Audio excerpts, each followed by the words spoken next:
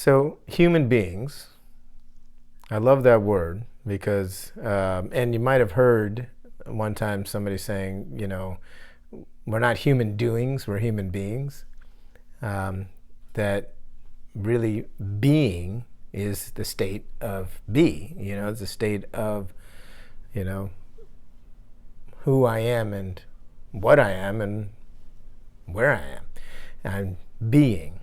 And so a human being is the human in that state of existence. And it came to me this came to me years ago, that there's 5 beings of a human, the 5 beings. There's the physical being, the mental being, the emotional being, the spiritual being, and the social being. And it's like a pie chart, right? We've got the different beings of human. And where we put our focus and our attention is where that's going to be larger, let's say. It's going to have more percentage of our being. And the ultimate is to have a balance. Now, none of us are perfect beings, so we're not going to have 5 equal perfect, parts of a pie.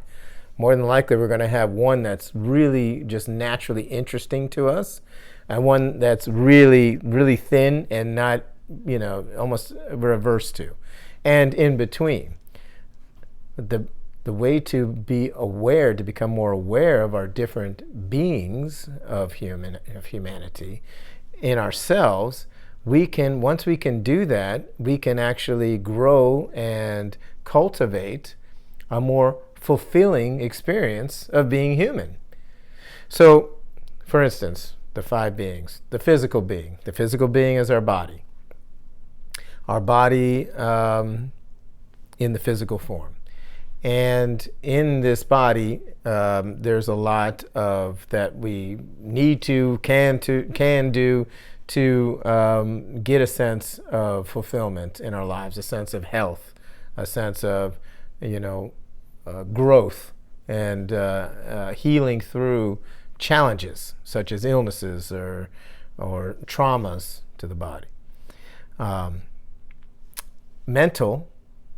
mental being is our state of mind, which is all in our mind, which is how we think, what we're beliefs, what we, say is true, our perspectives in life. And if those are out of balance, then that's going to create a sense of non-fulfilling life in the moment. And so we got the physical, the body, the mental, the mind.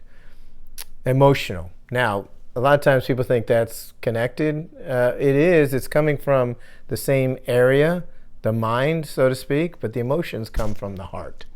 And the heart, the emotional being of the heart, is the feelings.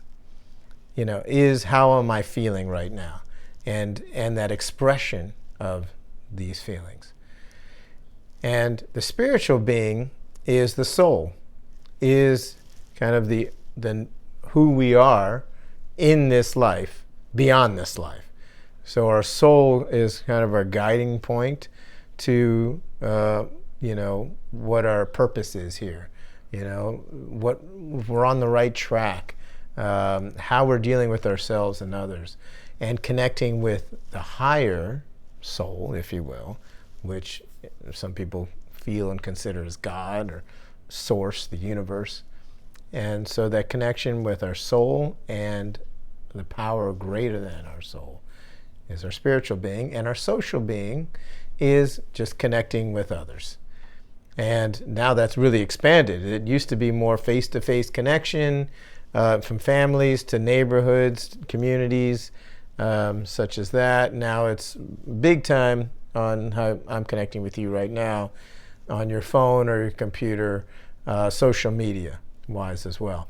But our social being is how we're connecting and interconnecting with each other on that. So when we're balanced, when we have a healthy physical being, how we're eating, how we're exercising, how we're living, how we're metabolizing, when we're balanced in our mental being, our thoughts, having a healthier cognition, a healthier way of thinking and seeing the world, and connecting with the world from our minds, then we will be able to emotionally feel and express better, spiritually open up and connect with our highest selves, and in our communities, our social connection with each other. And so one kind of opens up the door to the next, to the next, to the next, and they're all interrelated. So the 5 beings of a human: physical, mental, emotional, spiritual, and social.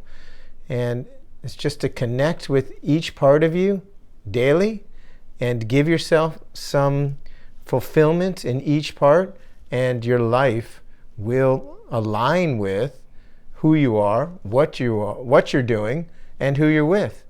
And to me, that's a life well lived.